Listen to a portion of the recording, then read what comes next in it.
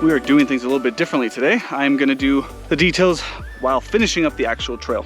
Desert View Loop at the Heise County Park, which is about 10 to 15 minutes away from Julian, is 2.1 miles, a little under 600 feet elevation gain, and is a loop. Now, if you type it into Google Maps, pretty easy to find. I'll put that while I talk. It's very easy to find. You have to go through the entire campground, which is the only shitty thing. So you'll be driving a lot into the actual park until you find some open spaces, and then you see the trailhead. Now, there are trails that you can do here. I think this is the most exciting one because you actually go all the way to the top. As you guys saw, there's kind of some random houses up there, some nice views. But I do want to say, if you're looking to hike around Julian, this is a good alternative, but I would still recommend that you guys check out Vulcan Mountain first, especially in the fall. It's a beautiful hike. At the very top, you actually see some really nice views of the desert.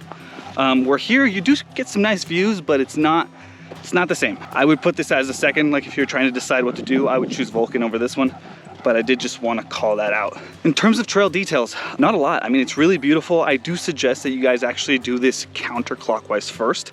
It's pretty close. I usually recommend which side you go on.